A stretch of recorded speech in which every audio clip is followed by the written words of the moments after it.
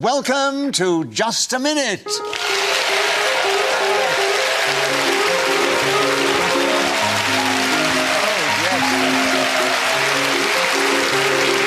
Hello, my name is Nicholas Parsons. And as the minute waltz fades away, it's my great pleasure to welcome you to this special edition of Just a Minute from BBC Television Centre. We found our way onto your television screens to celebrate the 45th year of Radio Triumph. So without further ado, please welcome to the show the four talented, exceptional performers who this day are going to play Just a Minute. And they are seated on my right, Paul Merton and Lisa Tarbuck, and seated on my left, Miles Jupp and Giles Brandreth. Please welcome all four of them.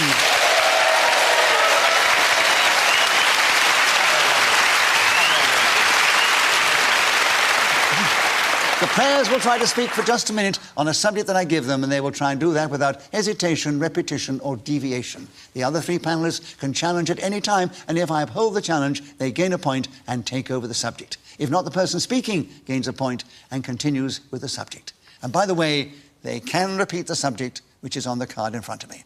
Paul, the subject here is double acts. I know you love the music hall and everything about that, but can you tell us something about that subject in this game? 60 seconds as usual, starting now. I think one of my proudest nights in show business occurred here at the Television Centre perhaps 2 years ago, when I was very lucky to present a programme about Morecambe and Wise, who are undoubtedly for many of us the greatest double act that ever lived. And the audience's appreciation of Eric and Ernie that night was phenomenal. As I said the goodbyes at the end of the show, they rose as one and clapped and applauded, and the warmth of that particular noise they were making was clearly not for me, but it was for the two M&W people I mentioned earlier. They were... Giles is challenged. A repetition of two. Yes, there's two there. Yeah. Oh. We haunted. No, you struggle so well to change and find different words to express the same thing. So, Giles, it was 32 seconds, but there are 28 seconds left. You have a correct challenge. You gain a point for that, of course. Double acts starting now. I'm turning my mind to romantic double acts, thinking of Abelard and Eloise, Romeo, Juliet, Antony, Cleopatra, Andy, Pandy, Looby Loo, and more recently, Kermit the Frog and Miss Piggy. The erotic charge, when characters like this come together and consummate their union, make something of a double act. A cool challenge. Are you saying Andy Pandy and Looby Loo consummated a union? Oh, yes! What's Teddy doing round the back, making a cup of tea? What's going on? Teddy took the photographs. That's how I know. Scandal. I think in the literal interpretation of the words he was using, you are perfectly correct, Paul. Yes. So, a correct challenge, and you have 12 seconds still on double acts starting now. David Cameron and the leader of the Liberal Party, whose name nobody can remember, are currently forming a double act which is known as the Coalition, which is running this country even as I speak. Would it be possible for us to look at past... I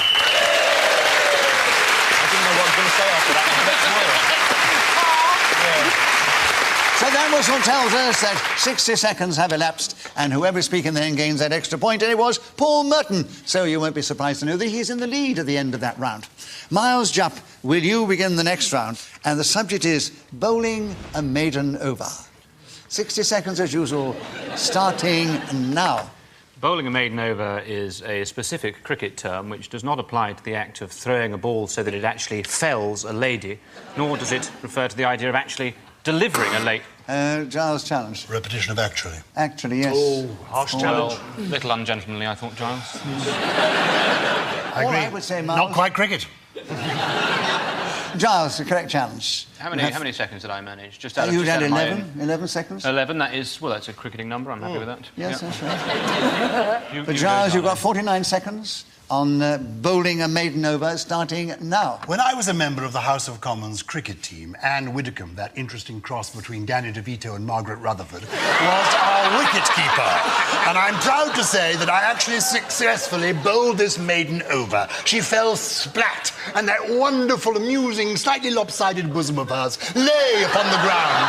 And my ball landed right between the crevice. It was an exciting moment for both of us, not since Anton had swept her off her feet, taken her over his shoulder out to the green room, had I had such an exciting moment with a beautiful lady as it was that particular day. Miles' challenge. Deviation, I think, because the No, idea... he didn't get that far. It crossed my mind, but I held back. I imagine it was very high on your to-do list, Giles. No, when you say since Anton, of course, that is more recent than that Anton was sweeping her around than you, I believe, held a place in the House of Commons, which was when I was probably a teenager or younger.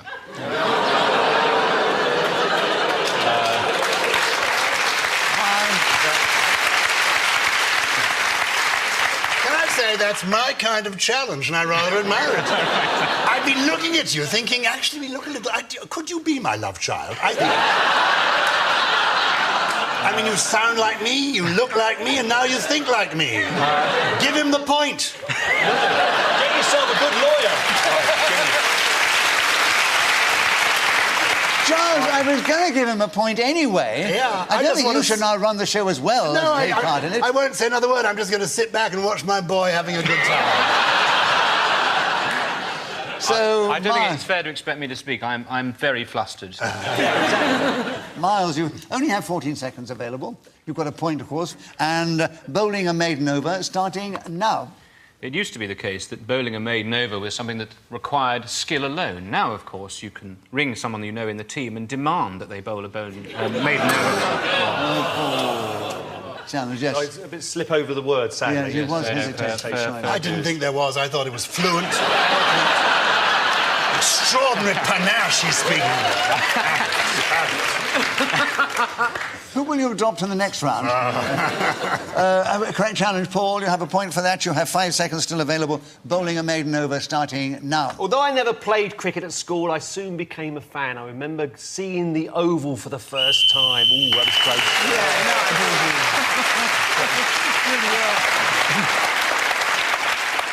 Paul Merton was then speaking as a whistle when gained that extra point. And Lisa, we'd like you to begin the next round. OK. And this subject can be taken more than one way. I'm a bit nervous about it, actually. Cobblers. So will you talk on the subject of cobblers? 60 seconds starting now. There's nothing I like better than a man with a couple of skills. One of them I'm a fan of is, of course, cobbling. Up by me in the Arsenal area of London, and I did move there for the gag, there's a cobbler's who provides me with such glorious services that he has my undying love forever. Last year, he lengthened the strap of my handbag and has made what was quite an unusual form of carrying stuff in, a papoose type thing, which, incidentally, I'd bought in Lisbon, just to be flash. He made that absolute... Oh, I said he made. Giles is challenged. Hesitation. Yeah, but that's only because you repeated something. Yeah, oh, darling, you shouldn't have let them know. I know, I shouldn't, but my mind went into some sort of 60s dream sequence. I know. And you carried us with you. Right, Giles, a correct challenge, so you have the subject of cobblers, 23 seconds, and starting now. As Miles could probably tell you, our family comes from Accrington in Lancashire, where in that part of the world we have... Miles, challenge. I have no connections to the north of England.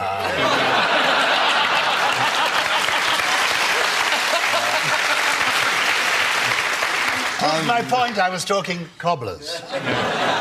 Oh, you wriggle on anything, wouldn't you? Right, sir. Would he? Miles, a correct challenge. Well listened and lovely interruption too. And you have the subject of cobblers. 18 seconds are still available, starting now. Cobblers is the nickname of the football team in Northampton because that is a town that is associated with the art of shoemaking. I was there doing a play once and bought myself a spectacular pair of Henry boots, which, as you know, are a kind of elasticated Henry, Giles. Paul challenge. Repetition of Henry. Henry, yes. You shouldn't play to your father-in-law there. Correct challenge, Henry. Right. 3 seconds on cobblers, Paul, starting now. I watched a programme the other day about shoemaking. It was called Ultimate Cobblers, and it was the first person to be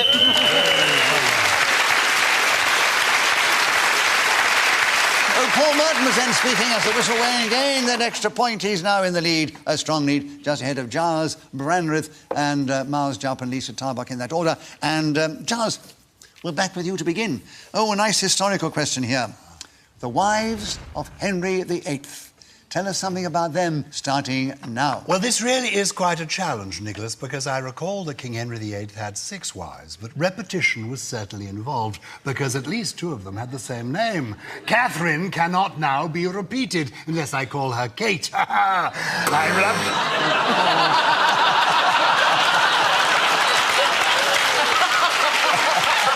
You needn't look like that, Giles. We all know the challenge. Repetition of her.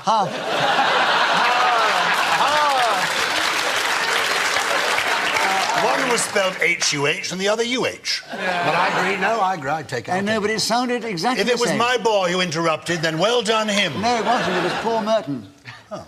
Right. I'm afraid I've never been formally recognised by Giles.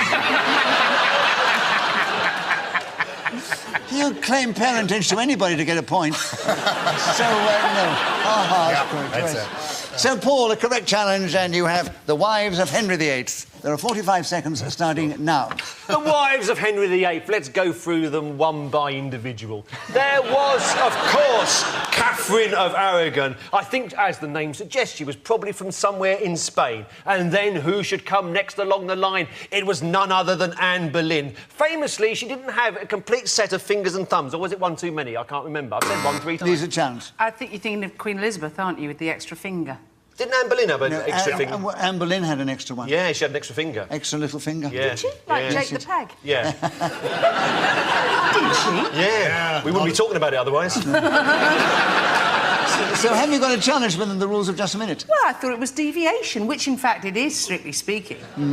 But It's a devious- I'll have to pass, won't I? You'll have to pass, darling. Yeah. Paul has another point, and he has 25 seconds to continue on the wives of Henry VIII, starting now. I remember very well the television programme that was made in the early 1970s, perhaps with Keith Michelle as King Henry VIII. And what a magnificent performance it was. Each one of his wives throughout the entire 6 episodes had a programme devoted to themselves. I think we've already talked about the first 2, which gives me the opportunity to mention 3, 4, 5 and 6. And Lisa, you chant. Repetition of 6.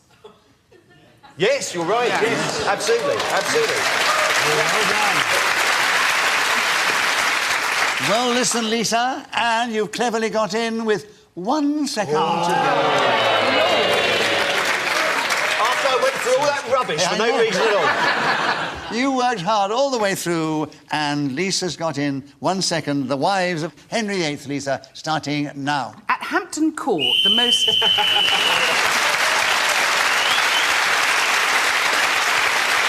So Lisa Tarbuck was speaking, then the whistle went, gained that extra point, and she's moved forward. She's equal in points with Miles Jupp in 3rd place, but only 1 point behind Giles Brandreth, 2 or 3 behind Paul Merton. But the points, I think, are only secondary.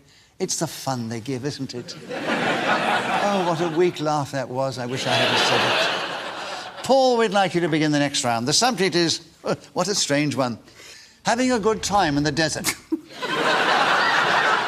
Think of something to say if you can. 60 seconds starting now. Many years ago, I was at the Edinburgh Festival and a gentleman came up to me and said, I heard you on Just a Minute during the summer. I didn't think that was particularly remarkable. And then he said, I was crossing the Gobi Desert in a Jeep and he'd listened via the World Service. Now, of course, we are not on that august institution, but you can still, in the desert, make a great deal of fun. Befriend a vulture. That's what they're there for.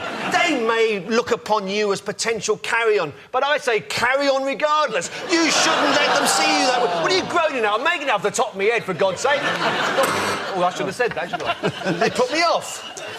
Lisa, you challenge. I was just helping them out while the audience were putting Mr. Merton off. Yeah. So hesitation. Right, Hesitation. Lisa. Yeah. Correct challenge, and you have 29 seconds. Having a good time in the desert, starting now. I was enjoying a programme with Mr. Bear Grylls on it the other day, who was having a wonderful time in the desert. He started his search, or in fact journey, looking for some water. And as he went, he distilled all sorts of skills to the viewer, one of which was sucking the moisture out of a lizard, which he'd bitten the head off. Now, I'm not a great advocate of this sort of behaviour, least of all going back to the hamster with Freddie Starr. That was a nasty moment.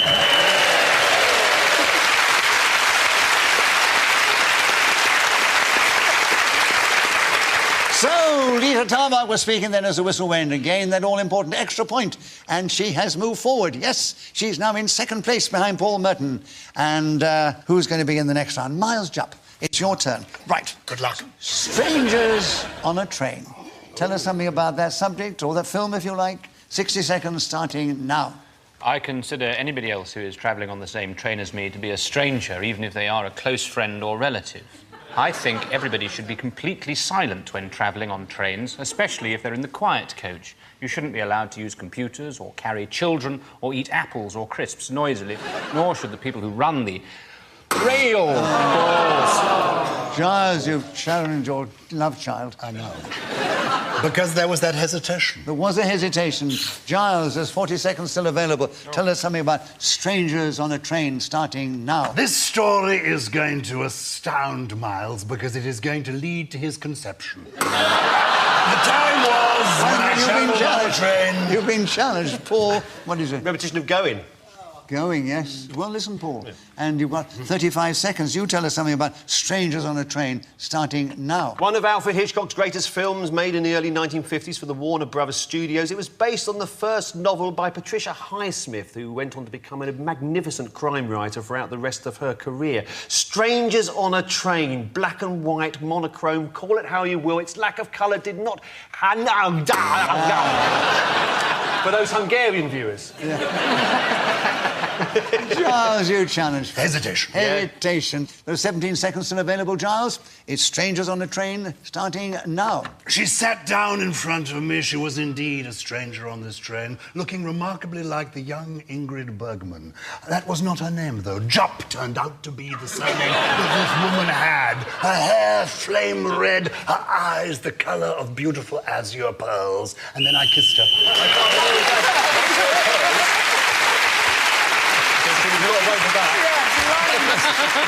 I'm sorry. I dipped the pearls in an azure colour that I've got at home. Yeah. You needn't wriggle out of it. No, because I worry about it. Even when I've won, I worry. I wish to wriggle out of it because she was already called Jupp, which obviously isn't my mother's maiden name. So No, you're suggesting... You're suggesting... This is the terrible thing. This is awful news. God, but your dad... If I had to choose anyone to hear this news from, Giles, as well, with the best will in the world, it simply wouldn't be you. And can I say he's been a... It would be Nicholas Parsons. I want you to know, he's been a good dad in his own way. Mr. Jupp, you've done your best over the years. Reverend Doctor. Oh, God, Lord. Really? Yes, you disgrace. Reverend Doctor. Right, so what's the situation now at the end of that round? Well, Paul Merton is still in the lead. He's 2 points ahead of Giles Brandreth. Oh, no, it's Lisa Tarbuck who's in second place. 1 point behind Paul. And Giles is 1 point behind Lisa. And Miles Jupp's bringing up a magnificent rear. I'm sorry, I could have said that better, couldn't I? Right, let's get on with the show. Giles Brandreth, it's your turn to begin. Oh, Lord. And the subject is... Oh, we're going to get something here. My Holiday Romance.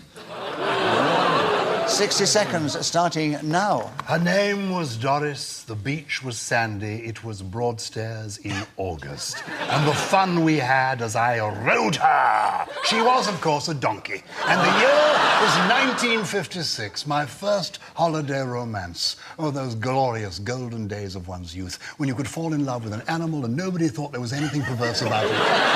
Now, when it happens to me and I fancy the beagle next door, they're on the phone to the RSPCA. What can you do? Holiday romances are incredibly dangerous. In answer to your question, what can you do? Leave animals alone is what you can do. That's outrageous. Because people's pets watch this show, aren't they, Nicholas? Yes, I know, but they don't get the jokes, though, the pets They don't, no, they don't. They just sit there. No. They're fascinated by you, I know that. Are they? Yes. Oh, really? I don't know why they dribble at the mouth when you come on. Thank you. Something about making a domestic pet drool that somehow has been top of my list of achievements.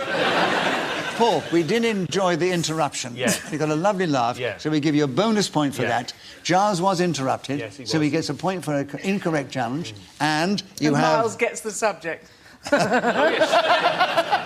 Miles turns out to be the subject. Giles. 30 seconds. My holiday romance starting now. My holiday romance truly started at Victoria Station when I climbed onto this train and saw this extraordinary young woman. You probably know her name, I won't repeat it. She was very beautiful, I must say, and would look like somebody in this room if you could see her now, page by page. Oh, no! Oh, yes.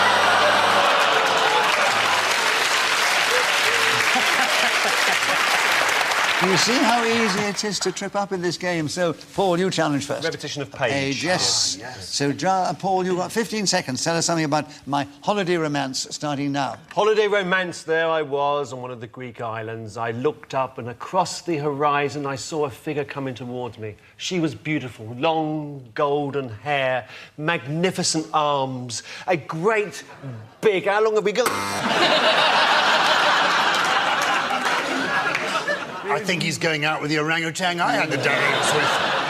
These long golden arms. Yeah. What's going on here? But Miles, I think it was your buzzer that went first. Was it? Yes, it was. Yeah, I pressed it for you, boy. Oh, did you? Right, yeah, OK. So, you've I'll got in take that. with half a second to go. Yeah. And it's my holiday romance starting now. I, too, was on a Greek island because I was on Cos. Bit of word.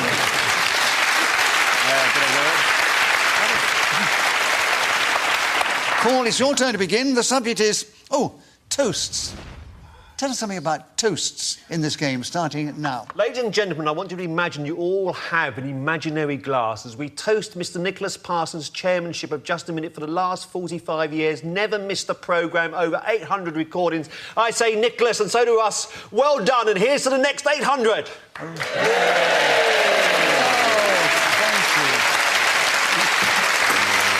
Which is also a clever way of extending the time of the minute. Giles challenged you, actually. Only a repetition of Nicholas. But I kept Yes. it until after the applause. This is true. Yes, it was. Yeah, repetition of Nicholas, yes. Yeah, but can you have too much repetition, Nicholas? 800 programmes. 800. Well done, thank you. A bonus point for your flattery. Oh, Thank you very much. No. Giles, a correct challenge, and you have 39 seconds. Tell us something about toasts in this game, starting now. Your Majesty, Royal Highness, my lords, ladies, gentlemen, this evening I am honoured to propose the toast of fatherhood. What an extraordinary, proud thing it is to be a papa, and to be confronted for the... That's not a repetition of pa, is it? No, it's all one word. Papa. Papa is one word. Oh, it's one word, is it? Yes, it is. So it's nice to hear from me, wasn't it? So, Giles, an incorrect challenge. Another point to you. 26 seconds still available. Toasts starting now. Of all the toasts I like the most, it's the wonderful one that's slightly burnt with the baked beans on top, and then a fish finger, and then a fried egg. I know that Paul Sanders. cholesterol Should have a is... few thens, one after the other. Yeah, quite quickly. then. Oh, yes. No, I can't argue with it. I wouldn't argue with it. Don't argue with it. No, so keep quiet for a moment. Sorry, I didn't mean to be rude. That's okay. Because I'm very fond of you. Right. Paul. Yeah, but not in that way.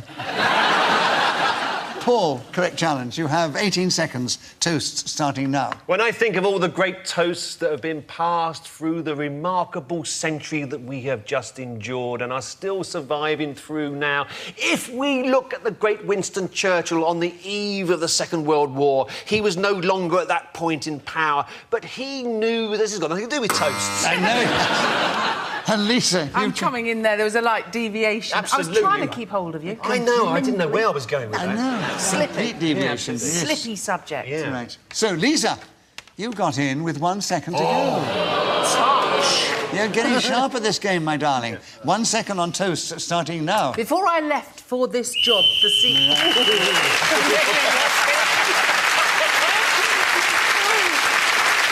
So Lisa Tarbuck was speaking as a whistle when gained that extra point. She's moved forward. She's equal with Giles in second place. They're both trailing Paul by 3 points, and Miles' jump is... Oh. Who's for tea? That little tinkle tells us that we're into the last round.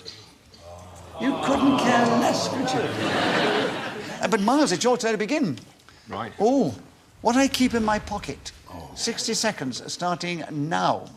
What I keep in my pocket completely depends on which day of the week it is. On Mondays, I have things that are to do with food, such as eggs, ham, cheese, pizza, game, pate, beef.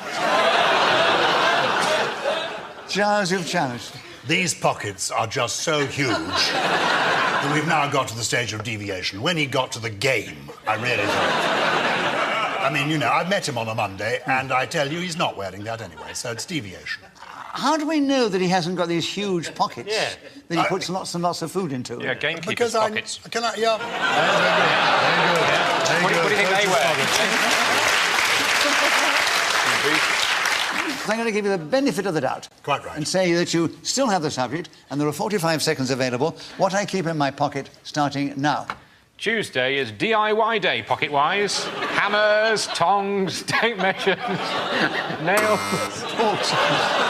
Slight hesitation. Slight hesitation. You couldn't keep it up, could No, you? I- Right. Bless you for saying. No. Listing sounds so easy in this game, but I assure you, it's very difficult. Go home and try it. Don't do it now, because it's a waste of time. We want you to concentrate yourself. It was a great challenge, Paul.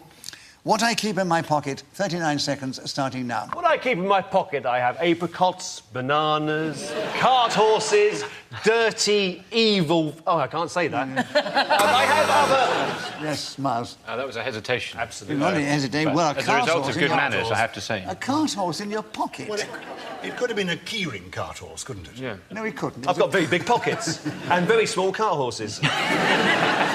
Miles, a correct challenge. You have 31 seconds still about what I keep in my pocket, starting now. Wednesday in my pockets. I keep flags of all nations.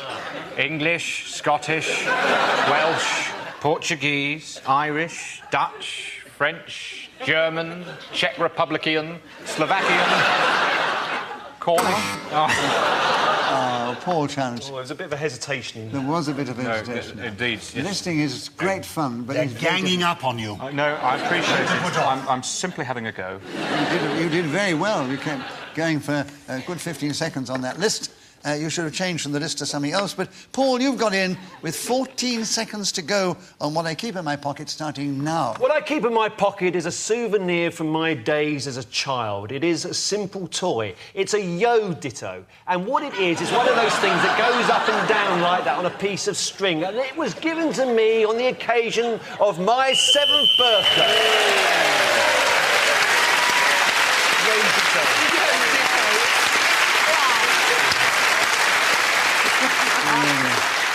And only an experienced player of the game could come out with Yo Ditto. I suddenly thought of yo-yo and realised I had to... No, well done, Paul. So you were speaking to the whistle when again that extra point. Let me give you the final score.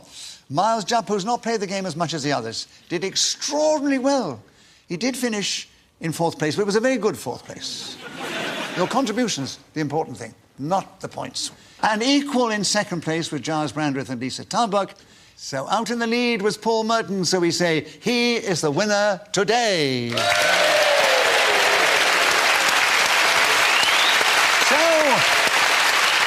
it really brings me to say thank you to these 4 fine players of the game. So it's goodbye from this delightful audience here at the Television Centre. It's goodbye from me, Nicholas Parsons. Do join us again the next time we take to your screens and we play Just a Minute!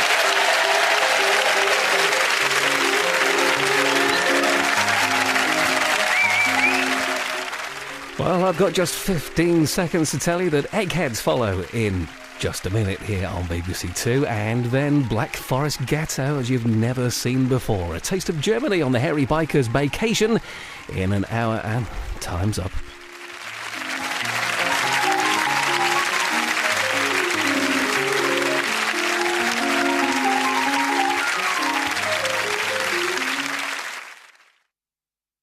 Welcome to Just a Minute.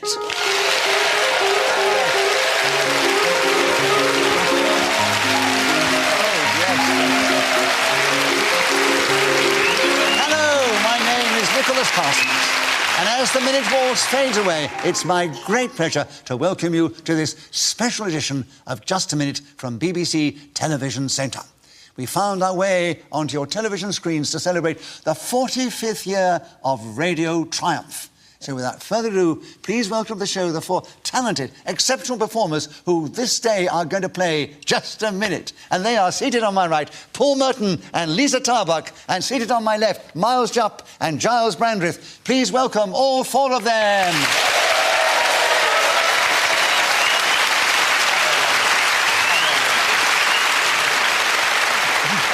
The players will try to speak for just a minute on a subject that I give them, and they will try and do that without hesitation, repetition, or deviation. The other three panellists can challenge at any time, and if I uphold the challenge, they gain a point and take over the subject. If not, the person speaking gains a point and continues with the subject. And by the way, they can repeat the subject, which is on the card in front of me.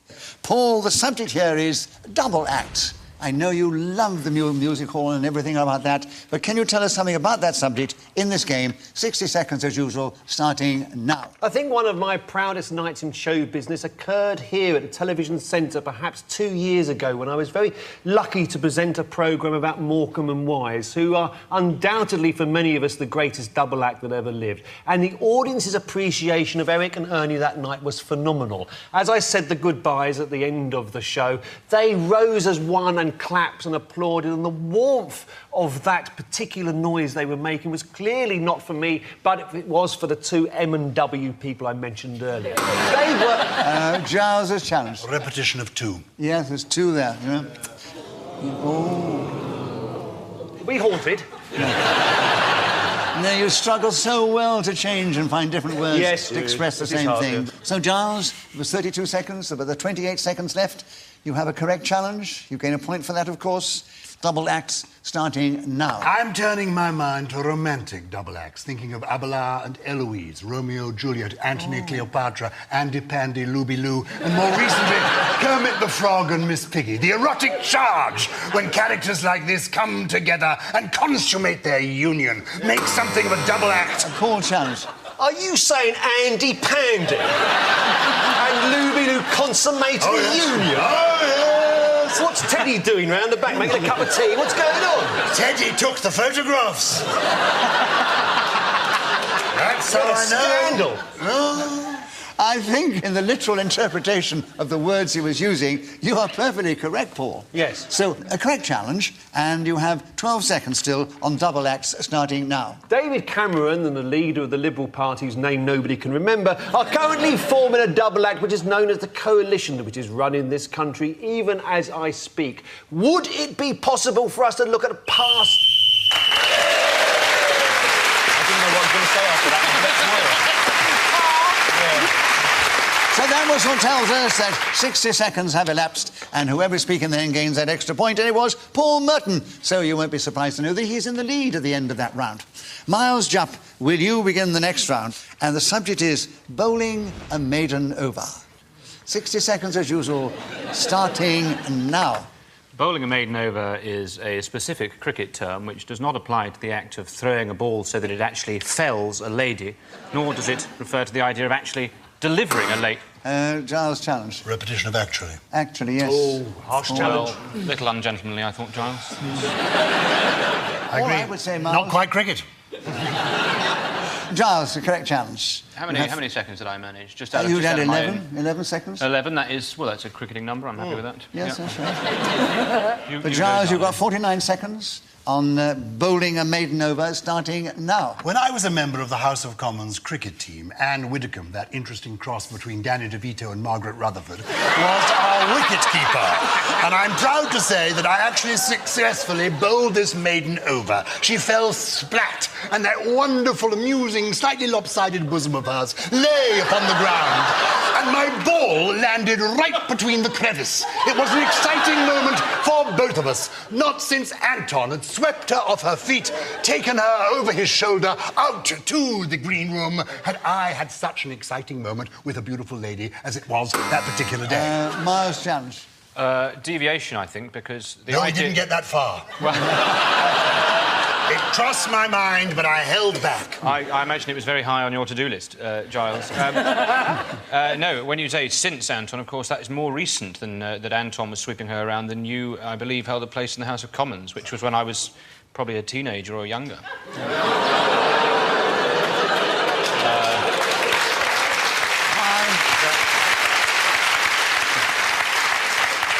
That's my kind of challenge, and I rather admire it. I've been looking at you, thinking, actually, look a little...